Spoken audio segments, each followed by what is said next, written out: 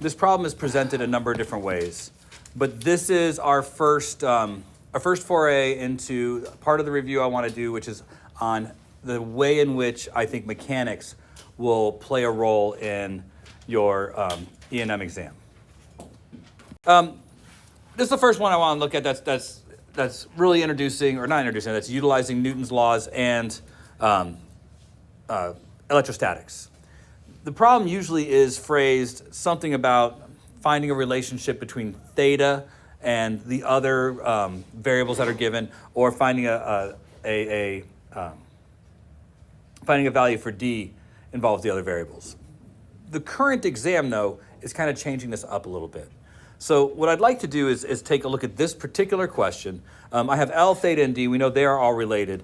I don't want to spend a lot of time, but take a minute and based on what I've just drawn here, come up with the relationship between L, theta, and d. That's not a physics question. This is a geometry question. I'll wait 30 seconds. Because I'm sure we can do sine, cosine, and tangent. It's within our wheelhouse, right? Enough time? Should be enough time. So Ty, can you give me some relationship here that'll work?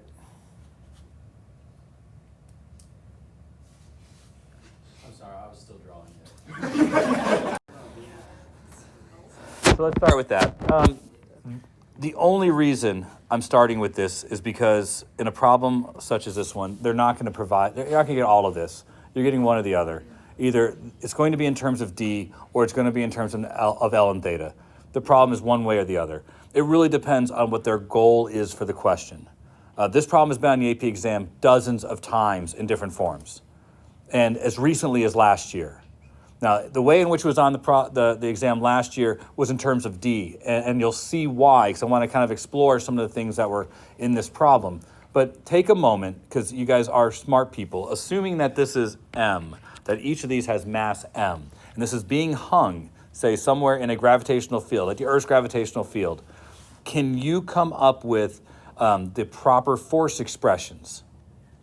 I don't need you to use Coulomb's law. You can say for right now that the force on the charged particle is just the electrostatic force, F sub E, and that would be just fine. Can you come up with appropriate force equations because you are, I don't know, learned people and you know things? So, of things to keep in mind if you don't remember mechanics or AP1 and how we're going to have to use it here. Is this a first law problem or a second law problem? First law problem. We have a series of steps for Newton's law problems, and that series of steps is what we really need to serve here, because you're not going to get further. They're not hard steps, and compared to what we've had to do in E&M, they're straightforward, but not all of you were under my tutelage for physics before this, and so I know the way I like this done, and there are multiple methods for doing this, but I usually went through a series of steps because I felt like my students needed some foundation in how to deal with a Newton's law problem. So some of these things are not going to be asked on the exam, but might be necessary in service of this problem. For example, you can only apply Newton's laws to one object at a time, except for Newton's third law, which is applied in pairs to multiple objects. In this case, there is a Newton's third law pair force, but when we deal with one object, we deal with just the forces acting on that object. Newton's third law is used to find forces that might be equal and opposite within a system. So in this problem, let's focus on one mass, and I'm focusing on the one on the right. Identify the three forces that act by drawing arrows that start at the point that represents the mass and are drawn outwards. It's a free body diagram, so for the most part, all of you have had to do this at one time. Downward force for gravity, a tension force, and I am taking care to try and make the forces appear balanced. It's in your best interest to do the same.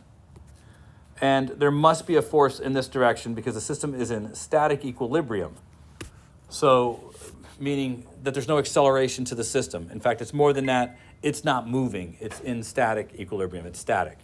So I have three forces acting on the system. I've drawn them in such a way. But on April 20th, when you try to get on a bus and I say, no, no, no, I will have more fun that day.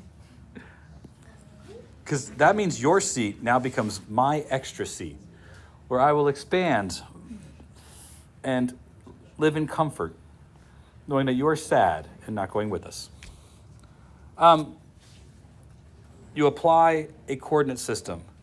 And again, I'm going through the series of steps. Most of you know these steps, but I'm saying them again because a few of you, I am unfamiliar with your history here. So you apply a coordinate system. I would choose a coordinate system based on 3 parameters. Parameter number 1, apply a coordinate system so that one of the dimensions is in the dimension of the acceleration. That will always make a problem easier. This system's not accelerating, I don't have to apply that one. The second one is apply a coordinate system that is aligned with a direction of motion. Again, not moving. And notice those are 2 different things, direction of motion versus acceleration. And the reason I say direction of motion is because if you have something moving at constant velocity but is experiencing a frictional force, it's sometimes good to have it in a direction of motion because generally you're probably going to be perpendicular to your normal force. And then the third one is to align your coordinate system with as many forces as is possible. Well, clearly we can align this with 2 of the forces. The next step is to take any off-axis force and break it up into components that match your coordinate system. Do we have any forces that are off-axis? So I'm going to take and break it up into components, which is why we need to have an understanding of where the angle is. So my components will be this one and this one. Components take the place of the original force. So if we say that this is tension, then this is tension in the y direction and this is tension in the x direction. And based on that triangle, tension in the y direction is tension cosine theta, and tension in the x direction is tension sine theta.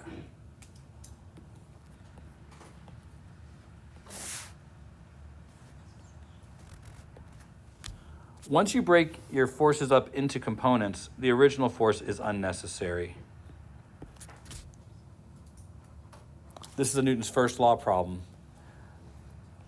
Our mathematics is only one-dimensional, so we have to do all of this in service to allowing for one-dimensional mathematics. So you break this up into net force in the x, net force in the y, set them equal to 0, because in this case, there's no acceleration. And choose directions that are positive so that you can have some consistency. Positive, positive. So again, not hard, but if you haven't done it in a while, might take a little bit of memory.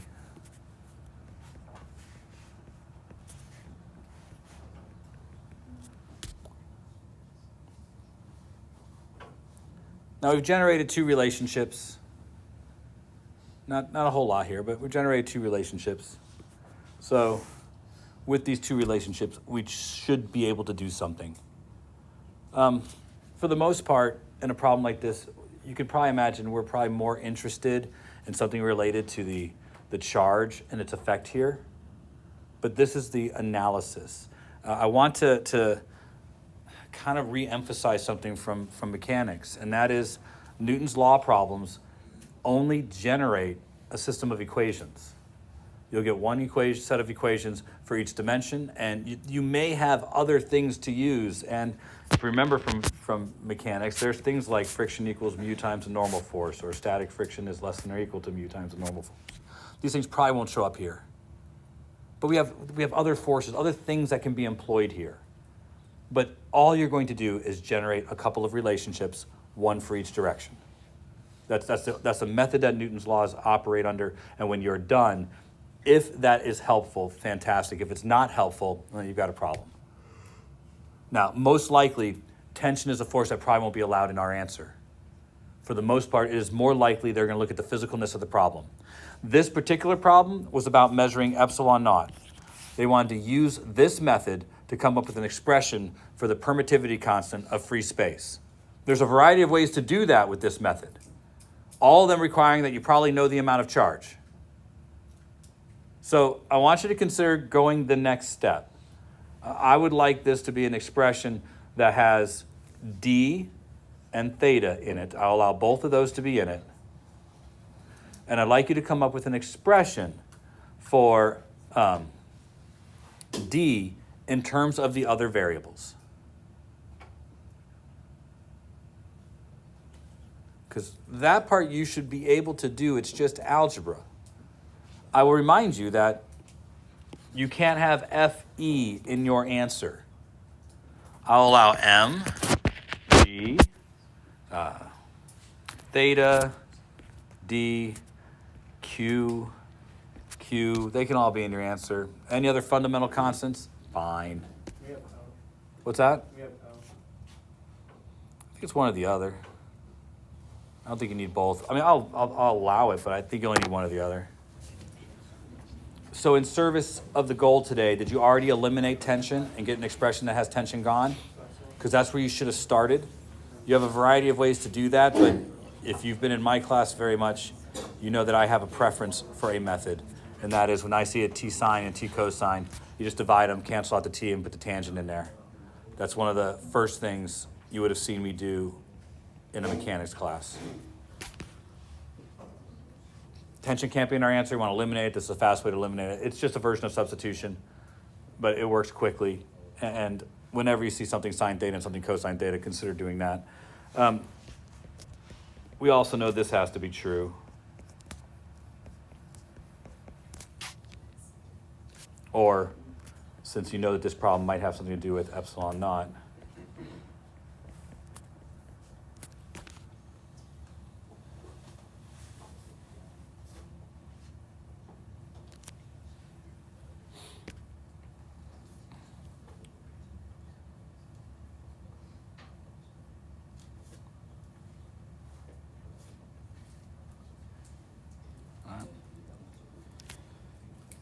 so, in kind of some closing here, because again, I want to service this problem, but I'm trying to focus on the Newton's law portion. The rest of this is algebra and electrostatics. So we remember how to deal with Newton's laws a little bit, because I'm going to make the next one a little bit harder. I don't want to see this one through. The electrostatic stuff, unless you think we need it, raise your hand if you. What's your recollection of things about springs?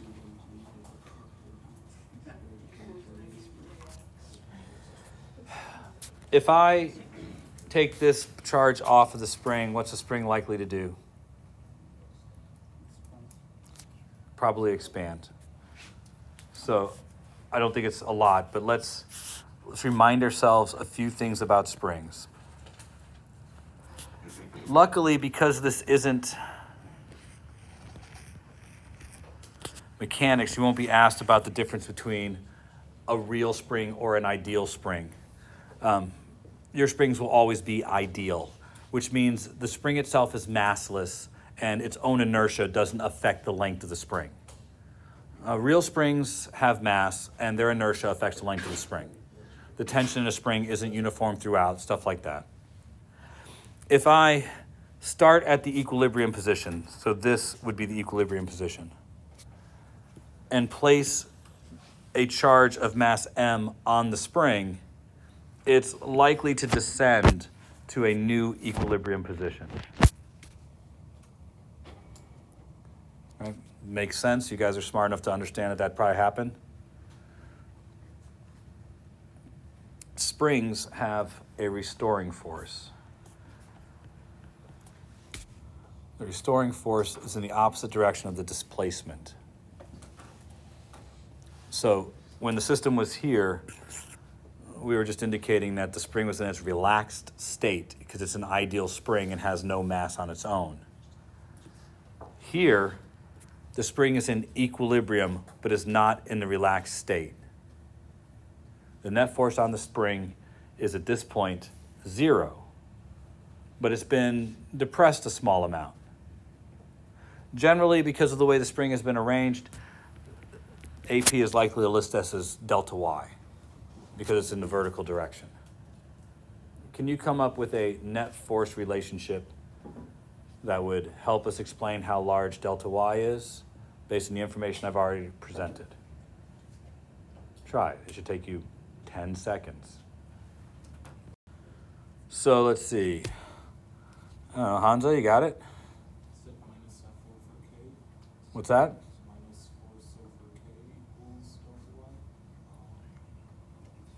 I just asked for a net force equation. It doesn't have to be any more complicated than that. But how many forces are acting, say, on Q? What's that? 2. Can you name one? So if we apply the rules that we talked about in the last example, there'll be 2 forces that act on charge Q. One down and one up. It's a one-dimensional problem, so I don't have to do anything more than that. And the net force on this system is 0. You assign direction in a problem like this. So do you want up to be positive or up to be negative? Okay, it doesn't matter. We just need to pick a direction and stick with it. So if up is positive, what force is pressing upwards on the charge? And what force is pressing downwards on the charge?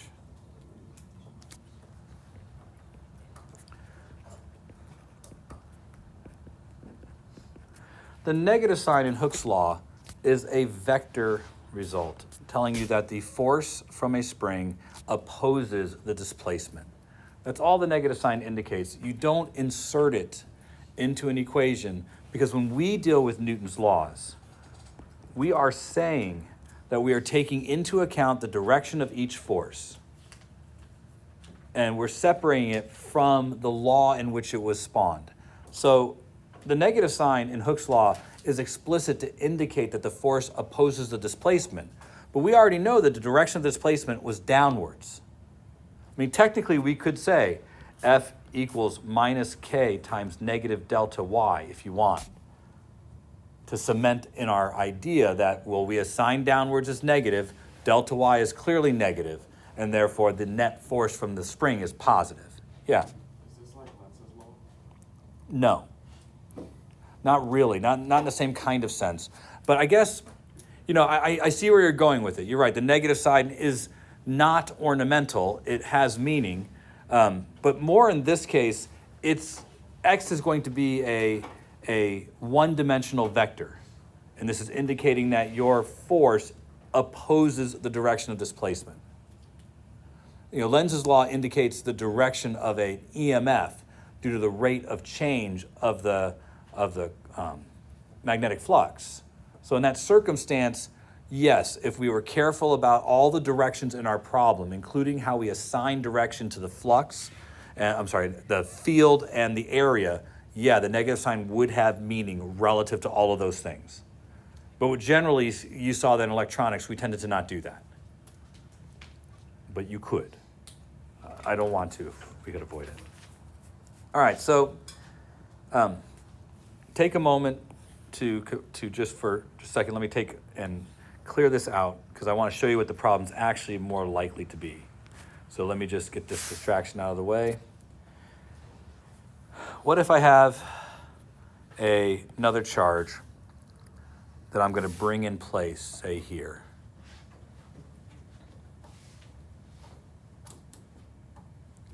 And place it a distance, I don't know, give me L, from where the spring was in its relaxed state. And then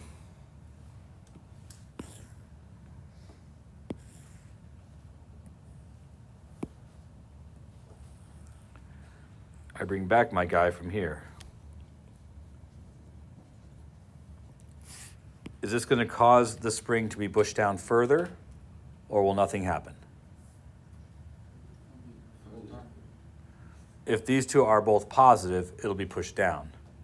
If they're of opposite charge, it would be pulled up. I can probably think of 2 different versions of this problem, right? It could be asked, what charge, capital Q, would be necessary to restore the charge at the bottom to the equilibrium position? Right? That would require that we recognize that it's going to be pulled upwards because they're opposing charges. And we would need to know from the other measurements that we already have, how much charge would have to be at Q and capital Q to make that happen. The particular question that I'm talking about was from a couple years ago, and they brought a charge here after the system had come into equilibrium. They were of like charge, and it caused this system to descend even further. And you had to come up with an expression for how much charge there was here in terms of the other variables that were already given. They did allow for a new variable, delta y2, an additional increase in the y direction due to this new charge. A lot of mechanics in this question, but it's still just Newton's laws. At the end of the day, net force equals 0. The important thing is Coulomb's law in this example is L plus delta y plus delta y2, quantity squared. Right? The separation distance is related to how much the spring compresses. So as you can imagine, this distance and this distance are both going to be related to K. A stiffer spring would have had that distance less in both cases. This can be a pretty tough question. Luckily, one of the years they gave this question, they allowed the system's equilibrium position to be ignored, and all you had to worry about was how much it changed when the new charge was brought in place.